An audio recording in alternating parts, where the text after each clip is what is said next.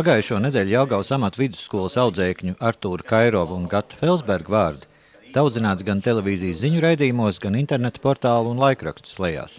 Sabiedrība novērtējusi puišu pašaizliedzīgo un varonīgo rīcību, izglābjot Lielupes ledū ielūzušo vīrieti un viņa 8 gadus veco meitiņu. Tūlīt pēc notikuma atzinību izteikusi Jelgavas pilsētas domas vadība, Valsts ugunsdzēsības un glābšanas dienests pieņēmis lēmumu Jelgavas amatskolas audzēkņus ieteikt apbalvošanai ar iekšlietu ministrijas apbalvojumu zīmi par pašaizliedzību. Jelgavas amatu vidusskolas zālē tika organizēts svinīgs pasākums, smaržoja ziedi un skanēja pateicības vārdi, taču abu puišu sejās bija lasāms apmulsums par lielo uzmanību, kas viņiem veltīta. Kāds ir tas mirklis, vai ir iespēja kaut ko pārdomāt? Tā kā visas domas pagaist un vienkārši palika tikai tas, ka ir jāsteidzas palīgāt cilvēkiem. Kā tas notika? Jūs tuvojāties ledumu, bet tur taču jau bija melns caurums. Kā jūs vispār paveicāt? Mēs noskatījām lejā. Ar tos pazinījos 112 un es nometu jaku un gāju pa ledu palīgā.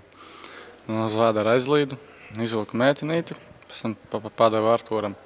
Pēc tam, kamēr Artūrs palīdzēja mētinītē līdz krastam tikt, es tikmēr tēvu vilku ārā. Kādas ir sajūtas tajā brīdī? Ir tā, kad ka līdu, tad it kā vispār tādu domu, vispār nekādu, vispār var teikt, nekā nav. Pēc tam, pēc visu, kad viss jau bija beidzies, var teikt, pēc tam tikai sāku rokas skaisti rīcēt un visādas domas.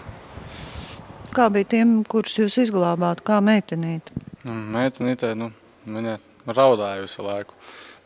Tagad es līdu pakaļ viņiem, viņa raudāja, viņa teica, ka viņa nemāk peldēt. Viņa raudāja visu laiku.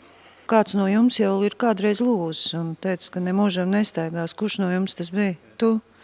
Un pastāst par to, kad tu lūzi un kā bija tas solījums tavs? Tas bija, ka es vairs nepateikšu, cik gadus atpakaļ, bet es maziņš biju. Es pats pastaigājos pie mājām pa upi, pa ledu. Gāju kaut kur vidū, man viena kāja ielūza. Tad es izvilku ārā, aizskarēju krastā, domāju, bērns, es varēju pats ielūzt. Pēc tam, tad es pats sev apsolīju, ka es vairāk nestaigāšu, pēc kad pārāk bīstami. Vai tajā brīdī, kad tu nolēmi glābt šos cilvēkus, vai tev tomēr nepazibēja prātā doma, ka tas ir riskanti, jo bija jau tāda negatīva pieredze? Bija tāda doma, bet uzreiz viņa kaut kā pagaisa, nebija vairāk vispār. No kuras puses tu esi? Jau Cenu pagasts, netālu no Ozolniekiem.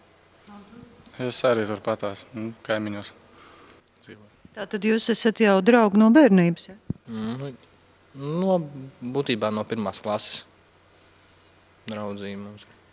Mēs ļoti saliedēti īstenībā viens ar otru sastrādājamies tādā momentā.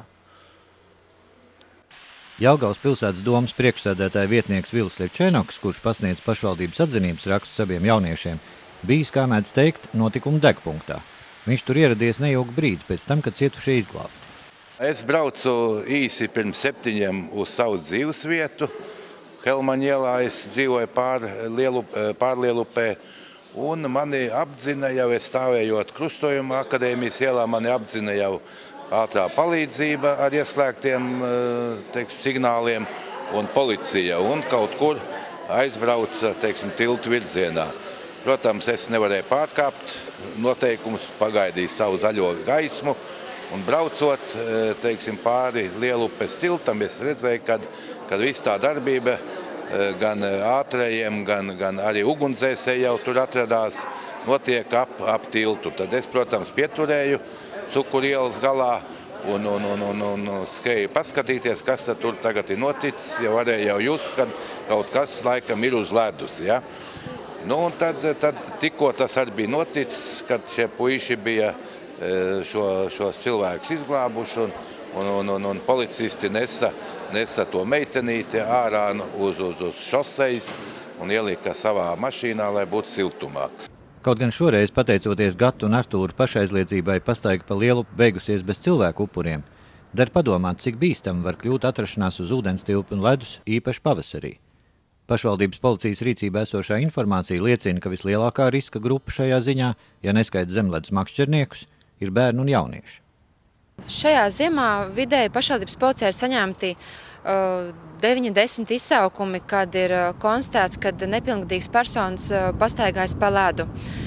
Šajos gadījumos tiek nekavēties sūtīti patruļu policijas inspektori uz notikumu vietu, kas veic preventīvas pārunas ar jauniešiem. Tāpat laikā nepilngadīgo likuma pārkāpuma prevencijas grupa arī veic pārunas ar vecākiem, aicinot bērnus uzmanīt un veikt pārunas mājās ar jauniešiem, kad pa ledu staigāt ir bīstami. Pašvaldības policija aicina Jelgavas iedzīvotājus būt atbildīgiem un neriskēt ar savām un savu līdzcilvēku dzīvībām, atrodoties uz ledus, jo var gadīties, ka tajā brīdī blakus nav glābēju palīdzīgās rokas.